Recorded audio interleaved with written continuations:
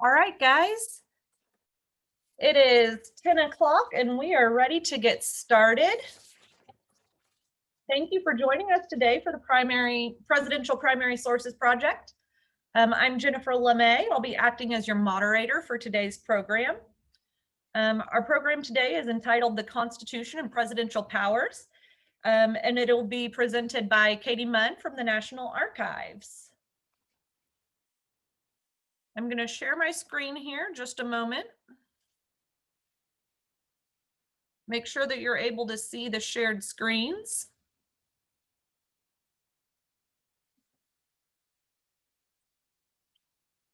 All right. The session you're watching is a partnership between Internet 2, the National Park Service, and the National Archives. A quick disclaimer. By participating in this distance learning session, participants agree to be videotaped, streamed, broadcast, and archived as part of the program series. Recordings of all PPSP sessions will be posted and available on the Internet 2 YouTube page.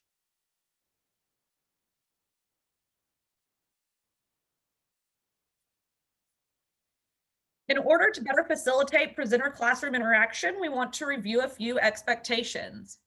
For this presentation, we actually don't have any students who will be participating via video. If you are participating via audio, use the raise hand icon if you'd like to respond to a question, and I will help with unmuting and calling on you there.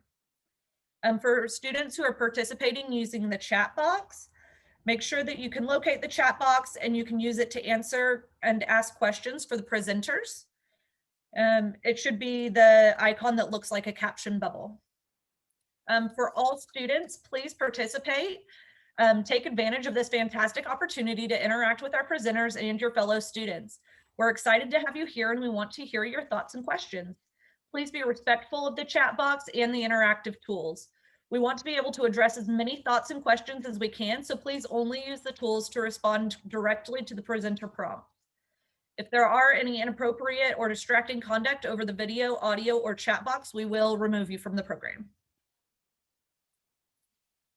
And for more information on PPSP and to access the video archives and the info on future programs, please visit our website displayed on the screen, internet2.edu/PPSP.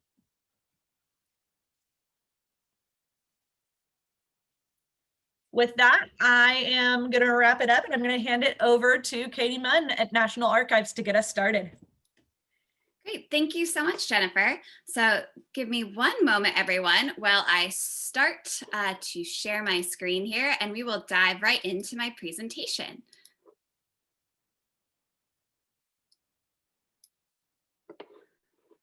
All right, everyone should now be able to see on the screen my title slide, The Constitution and Presidential Powers, and we'll go ahead and get started. But yes, hi everyone, my name is Katie. I work at the National Archives in Washington, D.C.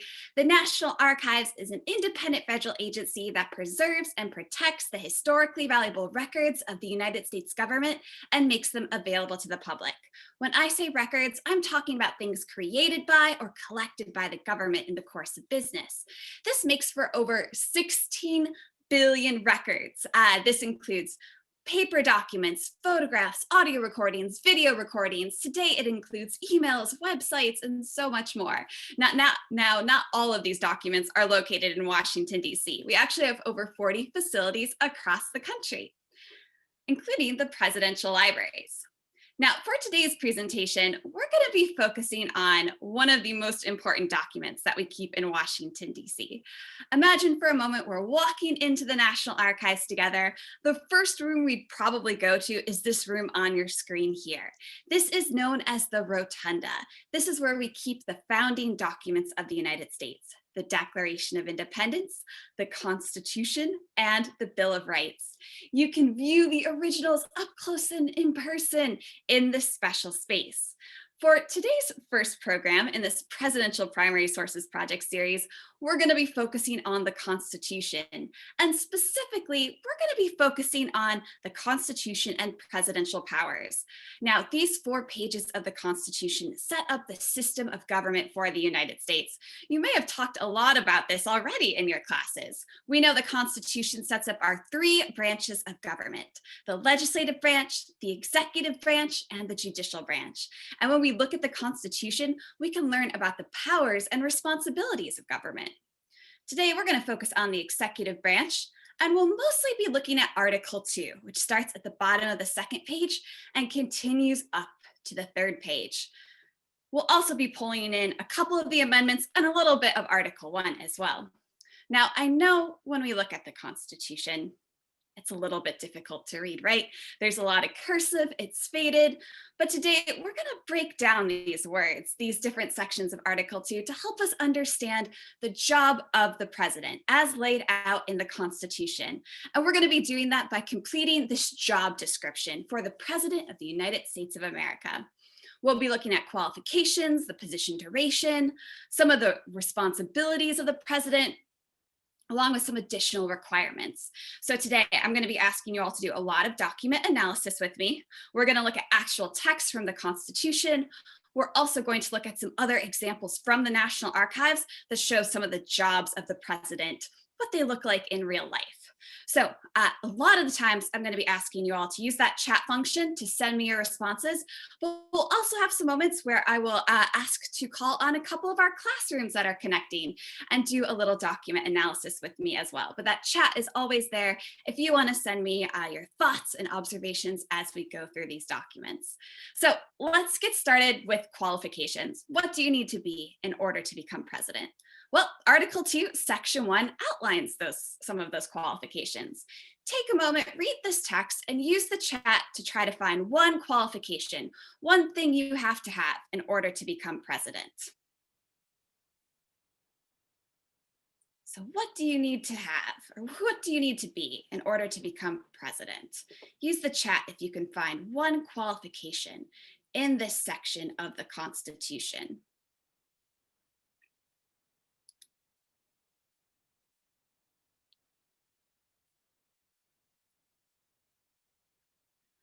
Oh, awesome. So coming in, we've got a couple of chats coming in. You need to be a natural born citizen. Yes, that is one qualification you need. Natural born citizen of the United States. Oh, excellent. You also need to be 35 years old. Fantastic.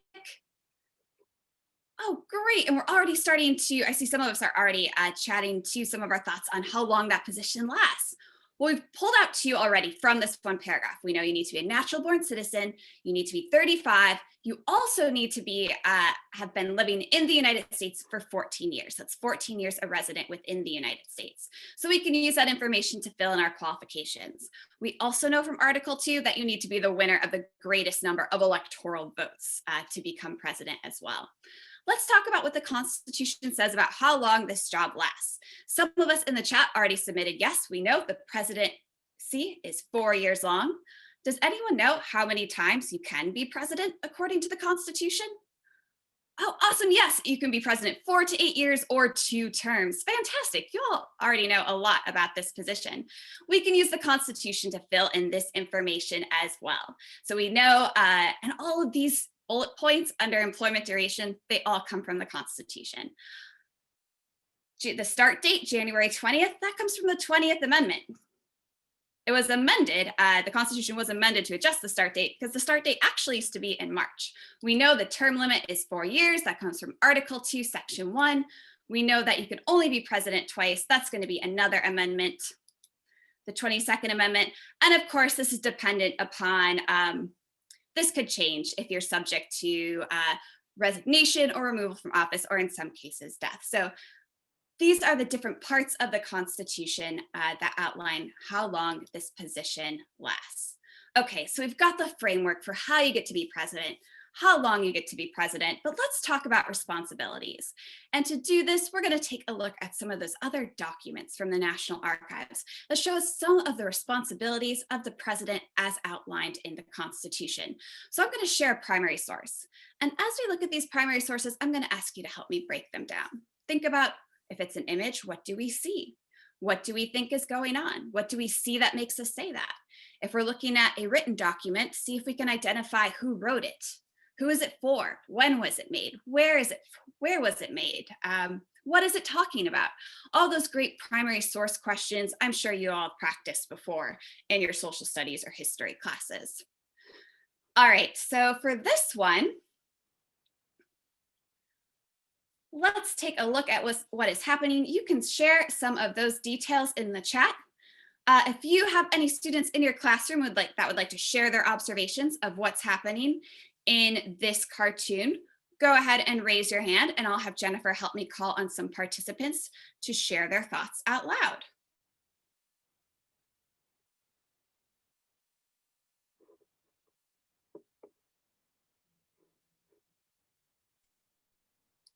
We've got a raised hand from Klaus.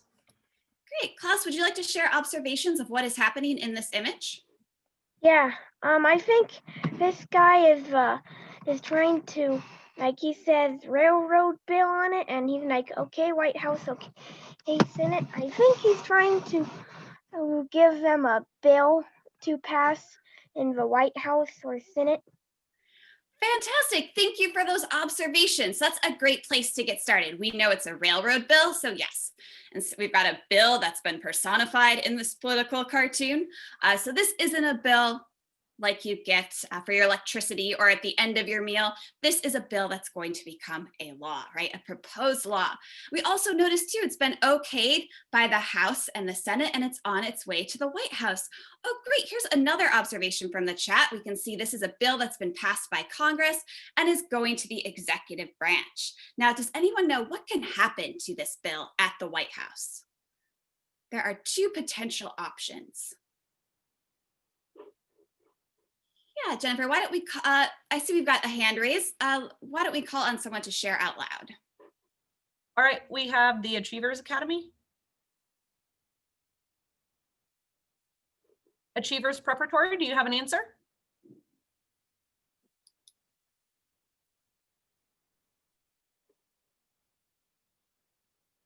Nope. That's okay. We'll try to get you connected another time. I see some chats coming in as well, so it can go through or it cannot. It can get passed or failed. Yeah, and who is going to do that passing or vetoing at the White House? You can use the chat to share your response.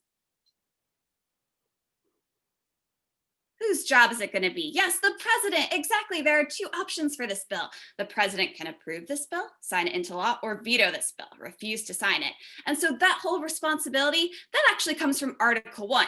Article 1 is primarily about the responsibilities of our legislative branch, but we also see the president mentioned in this process of how a bill becomes a law. It tells us every bill which shall pass the House of Representatives and the Senate shall, before it become law, be presented to the President of the United States. If he approve it, he shall sign it. If not, he shall return it. This is a great reminder that when we're talking about the powers of our different branches of government, we're going to find a lot of powers that are shared between our three branches of government, or powers that are checked and balanced. So these are important things we want to keep a lookout for as we analyze our documents together as well. So this process of how a bill becomes a law is one that is shared by both the legislative branch and the executive branch. Now, this was just a fun illustration of this process, but let's take a look at what one of these bills actually looks like. So I'm going to share this document on the screen. We're going to zoom in, and I want you to chat me some of the details you observe in this document. Here's, just as a reminder, here are some of the questions you can keep a lookout for as we dive into these primary sources. See if you can figure out what type of document it is. Who made it? Who received it? When is it from? Where is it from? What is it talking about? Are there any other interesting details that stand out to you that we can find on this document? So take a second, look at the first full page, then I'll zoom in because I know this font's a little small. So we'll go a little bit closer to find out what this is all about. Great, already seen some chats coming in. We know this is a document from Congress. We can see, in fact, right there, 89th Congress of the United States has made this document. When we zoom into the header, what other information can we find?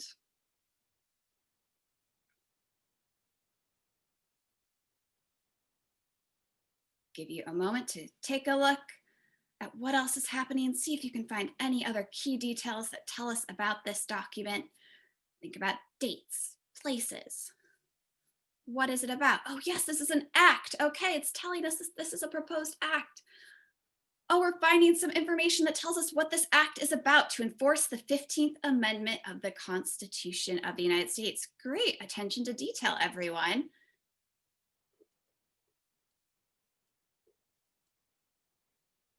We've got a raise from the Achievers Preparatory Academy again. Oh, great. Achievers, would you like to share some other observations about this document? Hello, can you hear us? Yes. Okay, we're having some technical difficulties.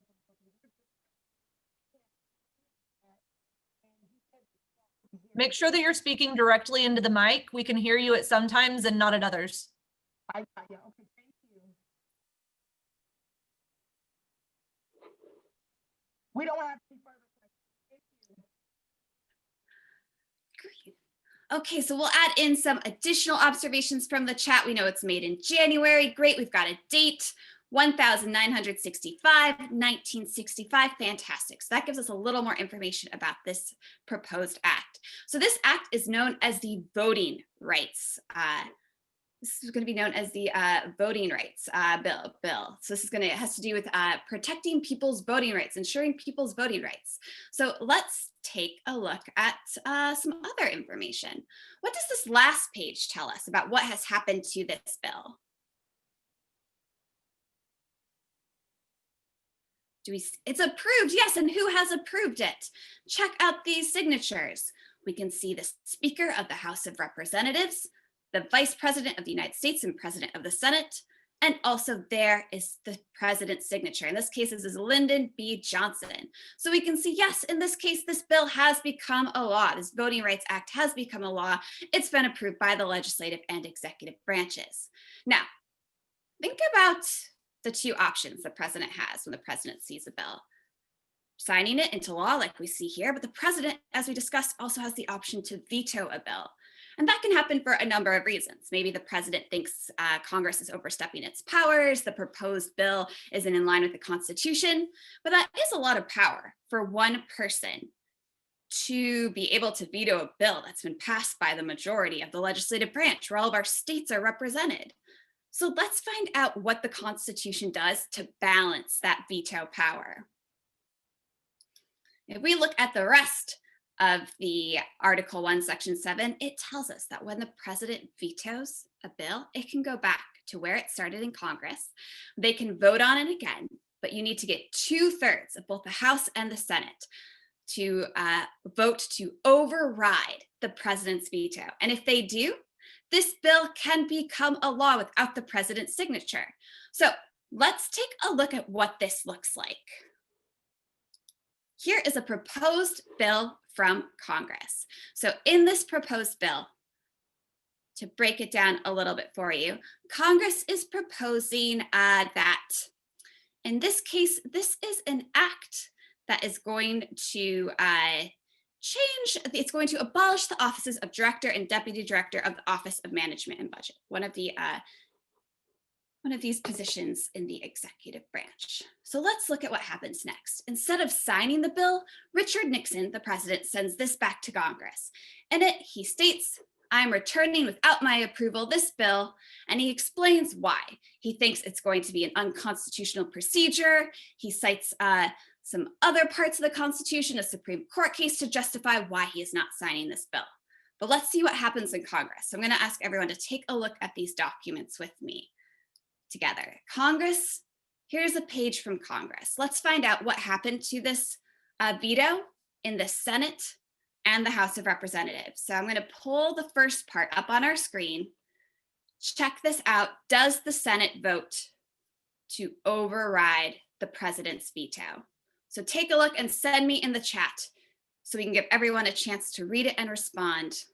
What happens to the bill? Does the Senate successfully or not successfully vote to override the president's veto?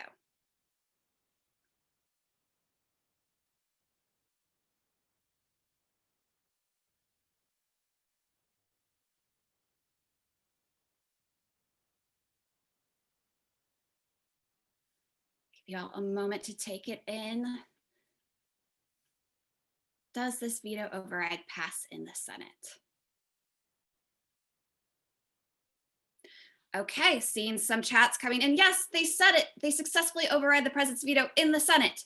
The said bill passed. 2/3 of the senators present have voted in the affirmative. All right, let's see what happens in the House of Representatives, right? We have these two chambers of Congress. We require both to override in order to officially have this bill become a law. Let's see the bottom part of this statement. Does the House of Representatives successfully override this veto? Give you all a moment to analyze the document, see if we can figure it out.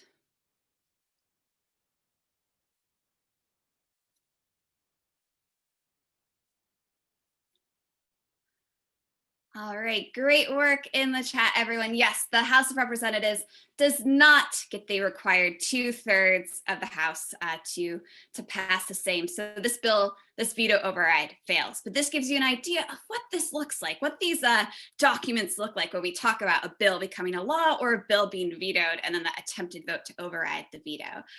But from these pages, we get a sense one of the responsibilities of the president is to sign those bills into law or to veto bills that the president does not agree with. All right, we're going to take a look at some more documents that help us identify another responsibility of the president. So here are questions again we want to consider. And let's just start with our observations here. See if you can see what you observe in this document. Are there any interesting details? Are there any images we recognize? And then we'll take a look at what's inside this document.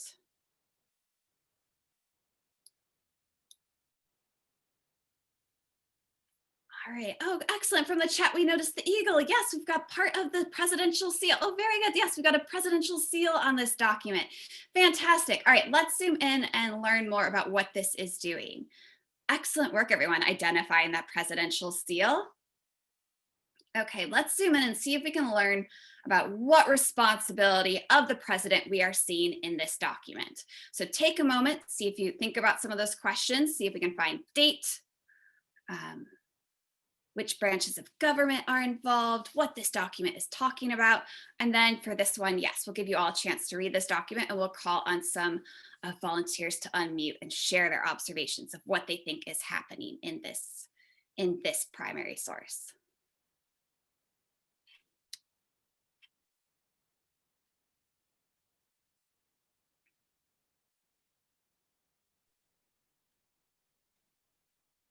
So if you'd like to answer, you can use the raise hand feature to indicate that you have an answer ready to go, and we can unmute you and call on you to respond.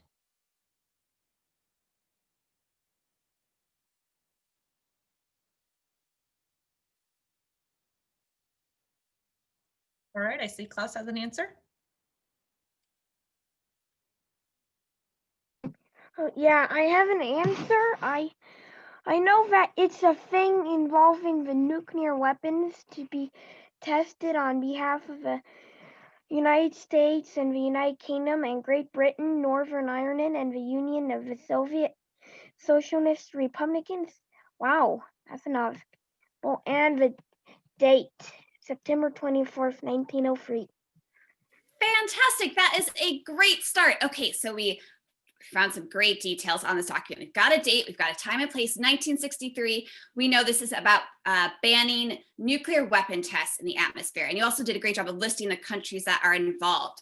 Okay, and someone in the chat is making the connection. This is during the Cold War. It's a treaty ban with other countries. Yes, this is a treaty. A treaty is an agreement between countries. Okay, who is making this treaty? So I want you all, send me in the chat if you can figure out who is making this treaty. And also, yeah, let's start there. Who is actually making this treaty? Which branch of government of the United States government can we find that is involved in this treaty making process? Let's really focus on this portion of the text.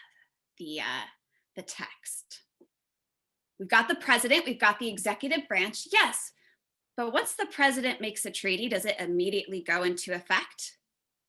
Who else is responsible for making treaties for the United States?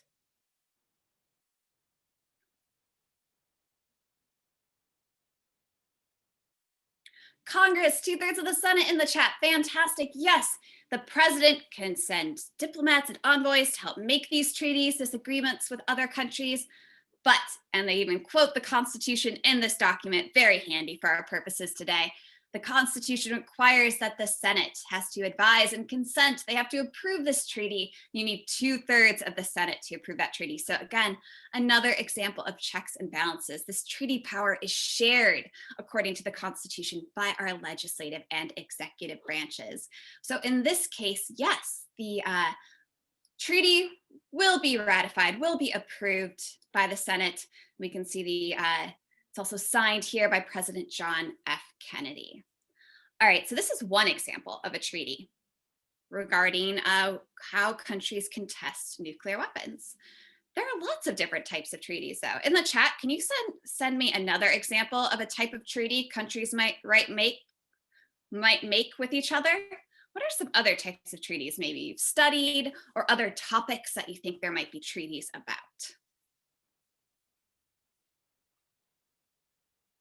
What are some other reasons why we might form agreements with other countries? Oh, fantastic. Treaties about wars, whether it's fighting them or ending them, treaties about alliances. Great examples from the chat. Let's take a look at another treaty from the National Archives.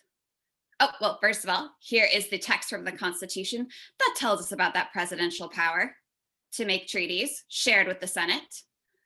Let's take a look at another treaty from the archives together. Here's one of the last pages of this document. I wanted to share this because it has some really interesting details. What details on this page stand out to you? Oh, in the meantime, I'm seeing some other great examples of treaties also related to like trade agreements, all sorts of good stuff. Oh, awesome. Someone identified this as a wax stamp. Yeah, we have these red circles are actually seals, and wax, they're just another way of showing like this is an official document. We have some signatures as well. You know, in the National Archives, we have a lot of documents that are in cursive, especially documents that are from the early days of US history. These can be hard to read. So I want to give you all a chance to really take on some of that work of what we do at the archives and see if we can figure out what this treaty is about. If you can't read it, that's okay. We're gonna work on it together. But let's zoom in at the top. Can anyone find any information that tells us what this treaty is about?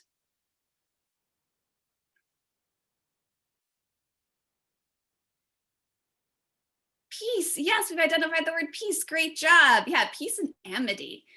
Excellent work. Any clues that tell us who is making this treaty?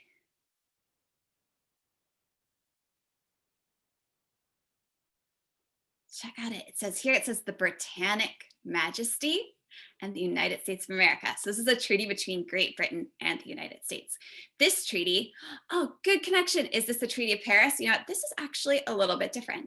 Treaty of Paris, another big treaty between the United States and Great Britain. This is actually the Treaty of Ghent, because this is the treaty that ends the War of 1812. Excellent work, everyone. All right, so we have another job of the president to check out. So we're going to start with our observations, details we see in 2 photographs, and I'd love to hear from, do we have anyone who'd like to share their observations out loud? So if you'd like to share your observations of these photos, what details we see here, raise your hand and we'll call on some volunteers to unmute and share what they see. If not, you could also keep sending them to me in the chat. You all are doing a great job with that.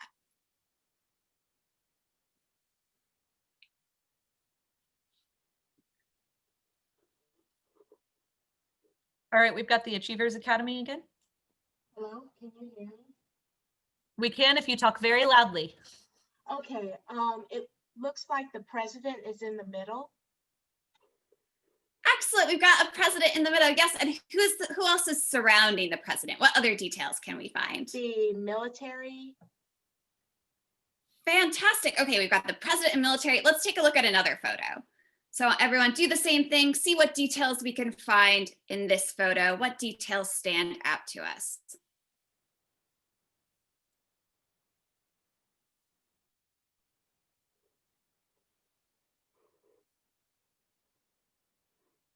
All right, Klaus, you want to answer that one? Yeah, it looks like some soldiers standing around one of our presidents, Abraham Lincoln. Fantastic. Yes, we've got some additional soldiers around Abraham Lincoln. In the chat, yes, we successfully identified this is President George Bush talking to the military. Okay, so we see in both of these photos, we have some similarities. We see the president with the military. Let's go to the chat. Does anyone know what one of the president's responsibilities might be when it comes to the military, according to the Constitution?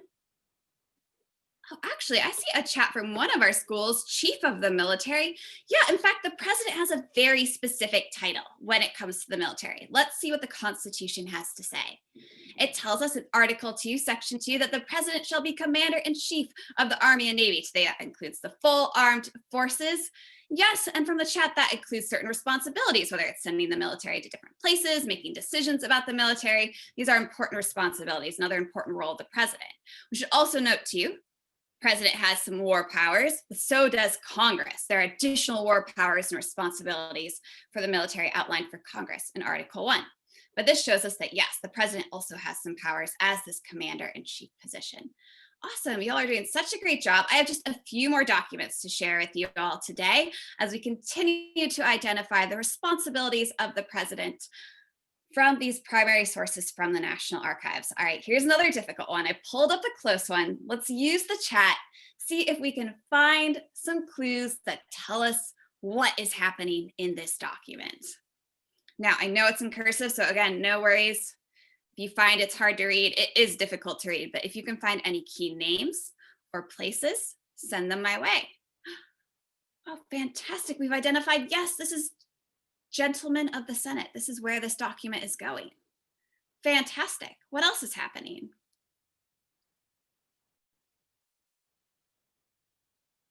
Does anyone recognize any of these names listed? Oh, we made the connection. We see this is the Department of Treasury. We've got a, which is related to money. Fantastic. Finding more clues in this document. I see one of the names. Yeah, what name do we see? I see Alexander Hamilton. Nicholas Everly. Great job. So we've got some names here, and check out this first line. It says, I nominate for the Department of Treasury of the United States.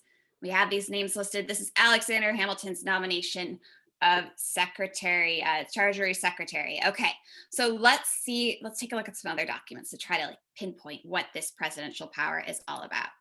So take a look at our next one. And then let's see, we can call on some hands to share their observations of what's happening in this document. You can also put your thoughts in the chat, what we think is happening in this document.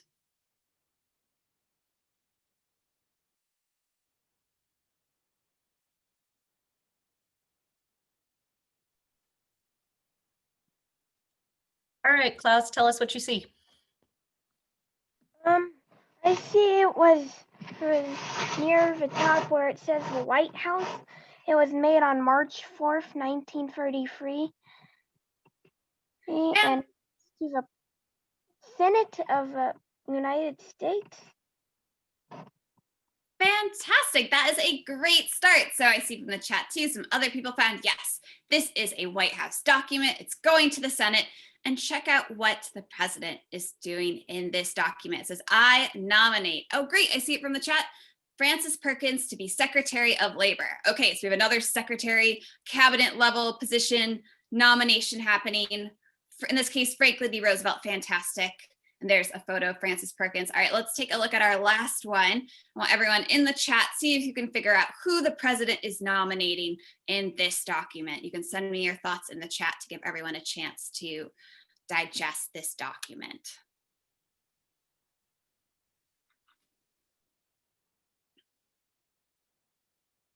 Sandra Day O'Connor, yes. And what position is Sandra Day O'Connor being nominated for?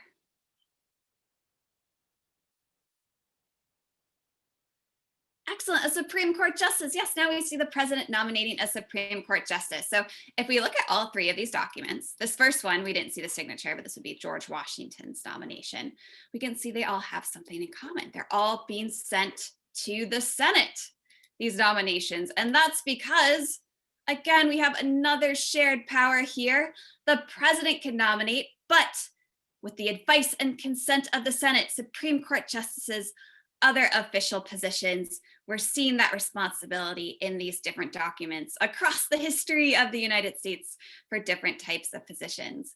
Fantastic. Yes, and in both of these, good point from the chat, Sandra Day O'Connor was the first woman on the Supreme Court, and also Frances Perkins was the first woman to be appointed to a cabinet, the president's cabinet. Fantastic.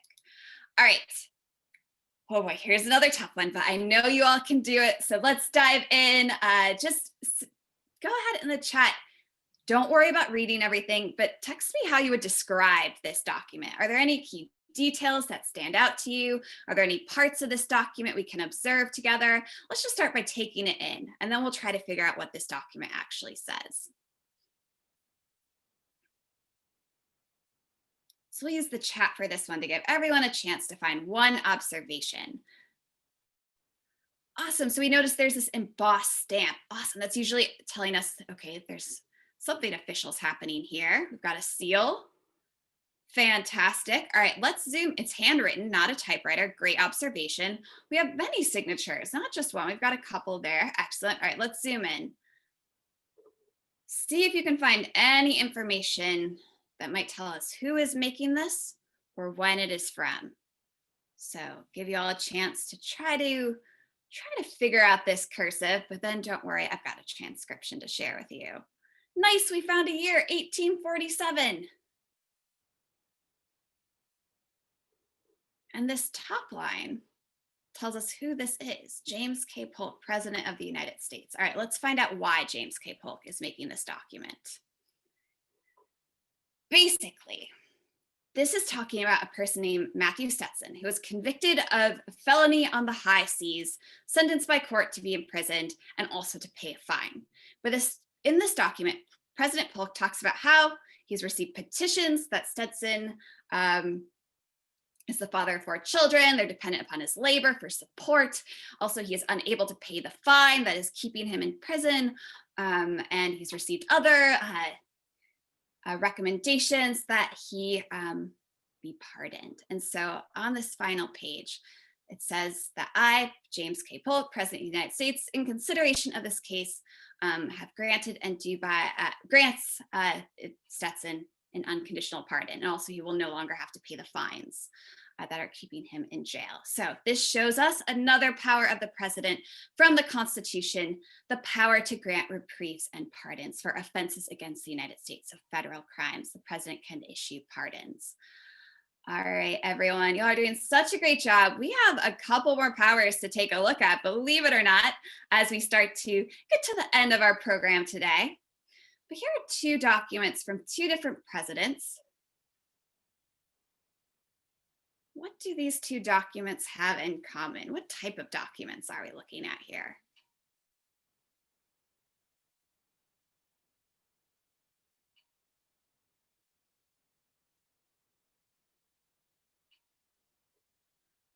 All right, from the chat, executive orders. Yes, okay, let's see what that means. So we're gonna go through these. I know we're almost out of time, so we're gonna do a quick glance through our final documents here. See if and you can find which president is issuing this executive order. We'll use the chat for our final document questions today, just to keep things moving.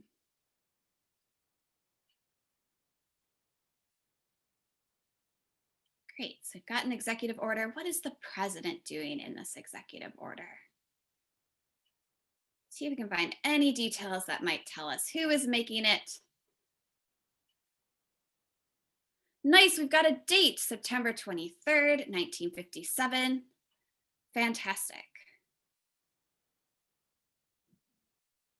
President Eisenhower. Yes, in this case, the president is issuing this executive order to help desegregate public schools in Arkansas, particularly Central High School in Little Rock, Arkansas, because the courts have ordered that the schools be desegregated, but there's resistance to this. The president is using this executive order. In this case, this will help enlist the National Guard to help these students be able to go to school.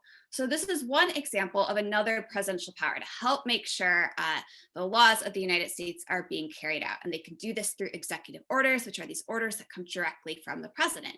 Here's another example of the executive order. In this case, President Harry Truman is making one about the functions of the armed forces. He's also drawing on the power of the president as commander-in-chief.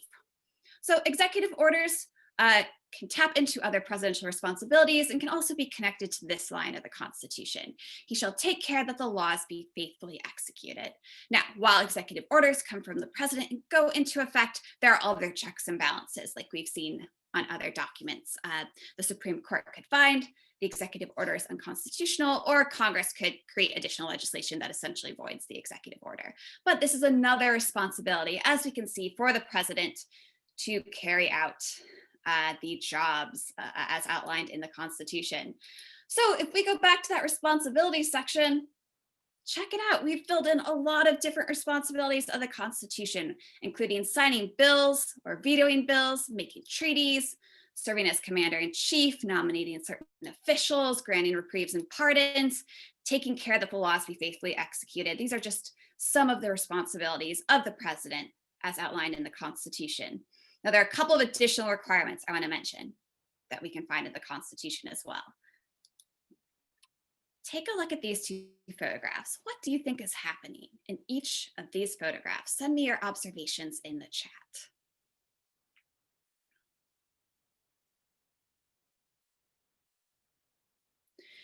Nice, inauguration and oath of office. Yeah, what detail did you see that made you think these people are taking an oath of office?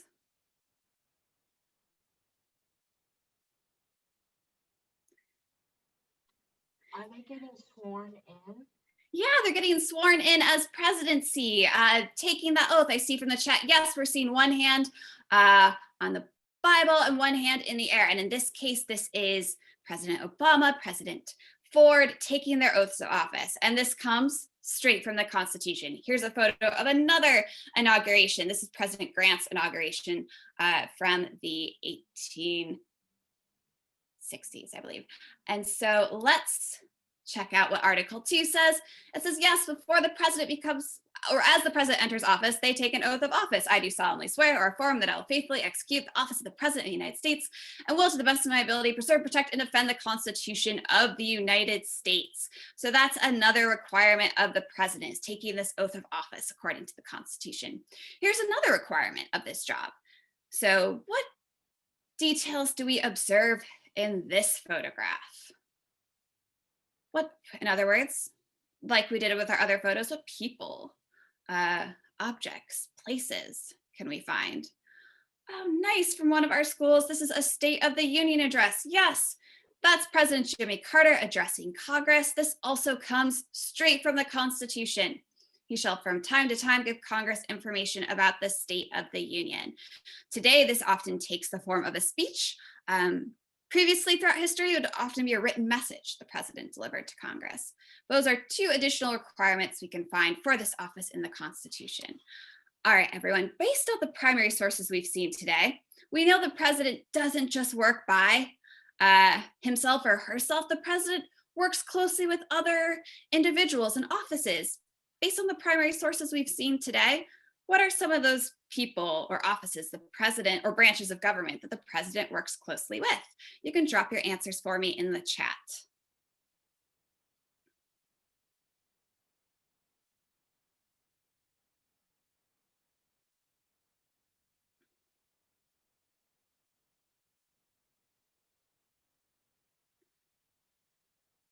Awesome. So I'm seeing the Congress, the Vice President, the Senate, the Cabinet, Congress in general. Yes, these are great examples. So we can fill those in today. Now, as we've looked at our pages of the Constitution today, I know we are just about out of time. So I want to thank everyone so much for helping me dive into the Constitution and other primary sources from the National Archives and pull out some of those responsibilities of the president. And you know what? I encourage you for next steps.